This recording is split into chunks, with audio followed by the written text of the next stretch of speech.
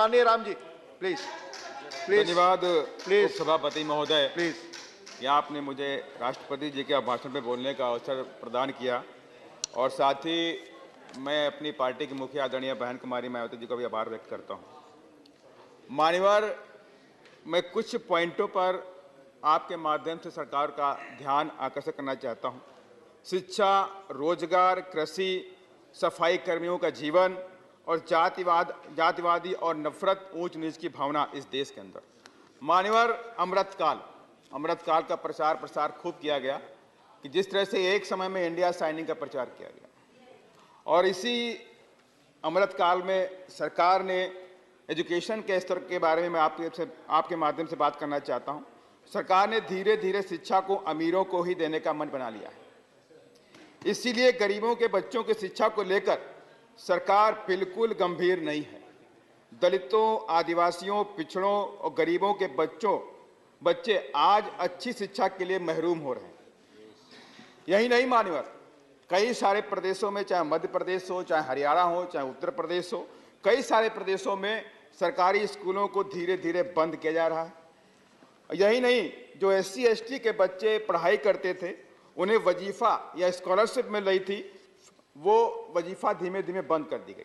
2003 में उत्तर प्रदेश में free admission की व्यवस्था की गई।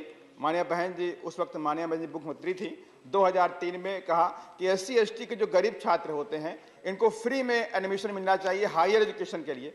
वो व्यवस्था सरकार ने बंद कर दी उत्तर प्रदेश में, जिसकी वजह से हजारों की संख्या में दलित और आदिवासी बच्चों का भविष्य खत्म हो गया, उनकी पढ़ाई खत्म हो गई। और यही नहीं, शिक्षा के स्तर को लेकर सरकार कितना गंभीर है, मैं उसके बारे में एक वानगी दे रहा हूं। 58,099 टीचिंग और नॉन टीचिंग की पोस्टें खाली पड़ी, माने कि नवोदय के अंदर, केंद्रीय विद्यालय के अंदर और हायर एजुकेशन के अंदर 58,099 नॉन टीचिंग और टीचिंग की पोस्टें खाली पड़ी हैं। इसमें यूनिवर्सिटी भी आती हैं, IIM जैसे इंस्टीट्यूट भी आते हैं। तो मान्यवर, दूसरी बात मैं करना चाहता हूं कृषि के बारे में। सरकार ने कहा था हम किसानों की आय दोगुना करना चाहते हैं। जो किसान पूरे देश का पेट भरता है, वही आज किसान पूरी तरह बेहाल हो चुका है। आज अपने परिवार का पेट पालने के लिए उसे मजदूरी करनी पड़ती है। खाद, बीज, दवाइयां, डीजल, ये सारी इतनी महंगी हो गई कि किसानों की कमर टूट रही है। आज बढ़ते पोल्यूशन और क्लाइमेट चेंज की वजह से किसानों की फसल पेस्टिसाइड, इंसेक्टिसाइड, हर्बिसाइड, फंगिसाइड के बिना संभव नहीं है। लेकिन ये सारी दवाइयां इतनी महंगी हो गई कि उनको खरीदना उनके लिए संभव नहीं हो रहा। उसके बाद भी 18% का GST उसके ऊपर लगा दिया गया है मान्यवर। इसके बावजूद किसानों की फसल का उचित दाम नहीं मिलता। अभी मध्य प्रदेश के अंदर तमाम किसानों ने लहसुन की खेती करी, लहसुन का दाम मिला 1 रुपए किलो। 1 रुपए किलो की वजह से सारे किसानों ने अपने लहसुन की फसल को नष्ट कर दिया। मान्यवर, ये गंभीर विषय है। यही नहीं मान्यवर, इसकी वजह से तमाम किसान कर्ज से दबे हुए हैं और आत्महत्या करने को मजबूर हैं। मेरा जिला लखीमपुर खीरी गन्ना प्रधान प्रदेश है, क्योंकि वहां कई महीने बाढ़ रहती है। किसान गन्ने की खेती करने को मजबूर हैं, लेकिन वहां पे जितनी शुगर फैक्ट्रियां होती हैं, वो सारी किसानों का शोषण करने में लगी हुई हैं। 1 साल नहीं, 1.5 साल, 2-2 साल बाद गन्ने का पेमेंट करती हैं।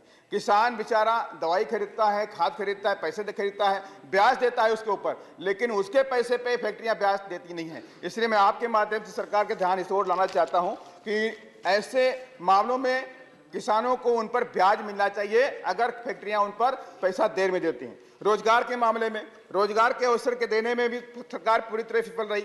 सरकार ने कहा 2 करोड़ नौकरी हर साल देने का वादा किया था, लेकिन 2 करोड़ तो छोड़ दीजिए, 20 लाख या 2 लाख नौकरी देने में फेल हो गई। 10 लाख नौकरियां केंद्र की सरकार में खाली पड़ी हैं, आज तक वो नहीं भरी गई। यही नहीं, करोड़ों की संख्या में पढ़े लिखे ग्रेजुएट युवक आज बेरोजगार बैठे हुए हैं, घरों में बैठे हुए हैं। मानवर दुखी है वो सब, वो चाहते हैं कि सरकार हमें नौकरी दे, लेकिन हमें नौकरी नहीं दे रही सरकार। गरीबी हटाओ का नारा अब केवल नारा ही रह गया।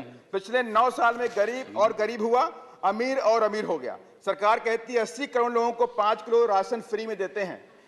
यह आपकी उपलब्धि नहीं है। आपकी उपलब्धि तब होती जब 80 करोड़ की आवाम आपके 5 किलो राशन पर निर्भर नहीं होती। आप इनको मजबूत बनाते, उनको एजुकेशन के स्तर को बढ़ाते, आप उनको रोजगार देते, लेकिन इस पर आपका कोई ध्यान मान्यवर नहीं है। वहीं मैं जातिवादी और नफरत, ऊंच नीच की भावना के बारे में बात करना चाहता हूं। सरकार के अमृतकाल में दलितों, आदिवासियों और मुस्लिमों पर अत्याचार और जुल्म जाती बढ़ी है। इस अमृत काल में दलितों के बच्चों को कहीं मूछ रखने पर, कहीं अच्छे कपड़े पहनने पर उन्हें मौत के घाट उतार दिया जाता है।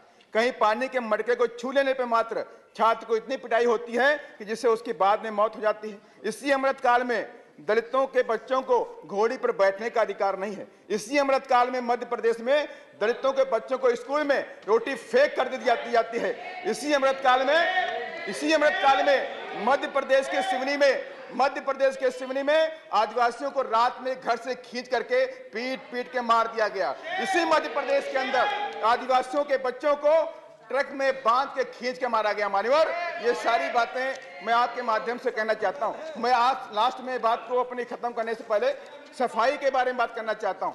जैव विज्ञान की बात करते हैं, डिजिटल इंडिया की बात करते हैं, कंप्यूटराइज टेक्नोलॉजी की बात हम करते हैं, लेकिन मान्यवर ये सारी की सारी बातें तब बेमानी लगती हैं जब सफाई कर्मी मजबूरी में उस गटर के अंदर, सीवर लाइन के अंदर बिना सेफ्टी इक्विपमेंट के उतरता है और उसकी मौत हो जाती है।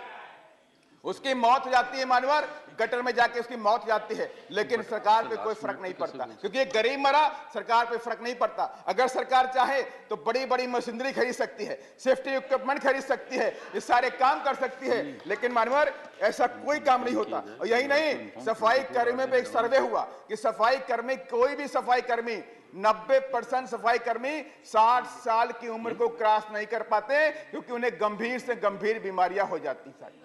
मान्यवर, मैं आपके माध्यम से सरकार का ध्यान इस ओर लाना चाहता हूं कि इनके लिए मशीनरी और नई टेक्नोलॉजी का इस्तेमाल किया जाए। मान्यवर, और साथ ही मान्यवर, मैं लास्ट में अपनी पॉइंट पे दो बातें सरकार से मांग करता हूं आपके माध्यम से कि मान्यवर, सरकारी उपक्रमों को बेच करके डिसइन्वेस्टमेंट के जरिए प्राइवेट हाथों में दिया जा रहा है, लेकिन इस देश के अंदर सामाजिक न्याय की अभी भी पूरी देने की आवश्यकता है। तो इसके लिए मान्यवर प्राइवेट सेक्टर में भी दलितों, पिछड़ों और आदिवासियों के बच्चों को रिजर्वेशन की व्यवस्था की जाए, प्राइवेट सेक्टर में रिजर्वेशन का बिल लाया जाए, और साथ ही मान्यवर गरीबों के बच्चे, दलित और आदिवासियों के बच्चों को फ्री में हायर एजुकेशन के लिए एडमिशन दिया जाए, ताकि बच्चे उनके पढ़ लिख करके इंजीनियर, डॉक्टर, IAS, IPS बन सके। मान्यवर, और साथ ही मान्यवर प्रमोशन में रिजर्वेशन एक गंभीर मुद्दा है। हम सामाजिक न्याय की बात करते, कई सारे सांसदों ने बात रखी कि हम सामाजिक न्याय देना चाहते हैं, लेकिन आज भी मान्यवर प्रमोशन रिजर्वेशन में जो हमारा जो प्रमोशन मिलना था, वो उसका बिल राज्यसभा में पास हो गया, लेकिन आज तक लोकसभा में पेंडिंग पड़ा हुआ है। उस बिल को सरकार वापस ला करके वहां पास कराए और इनके साथ में न्याय करने का काम करें। साथ ही मान्यवर 2 अप्रैल 2018 में SC/ST के लोगों ने एक ज्ञापन सरकार को दिया। किस लिए दिया? कि SC/ST एक्ट को हटाया गया, और SC/ST एक्ट की वजह से सरकार की बात समझ में आई कि SC/ST के जो लोगों को SC/ST की बेहद जरूरत है, उस पर सरकार गंभीर भी हुई। सरकार उस विधेयक को वापस लेकर आई, लेकिन 2 अप्रैल 2018 में जिन SC/ST के छात्रों ने, जिन लोगों ने, मैं खत्म कर रहा हूं, जिन लोगों ने धरना प्रदर्शन किया, ज्ञापन दिया, उन पर सरकारों ने गंभीर मुकदमे लगाए। एक नहीं, 17, 20, 25 आज भी मुकदमे चल रहे हैं मान्यवर, डकैती जैसे मुकदमे चल रहे हैं मान्यवर।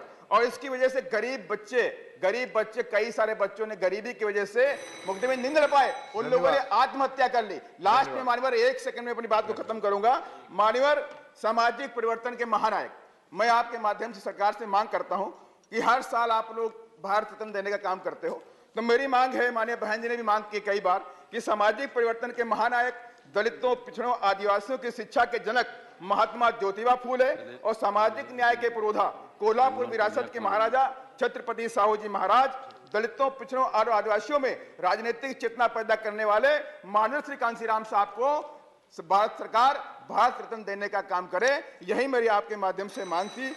जय भीम, धन्यवाद। Thank you. श्रीमती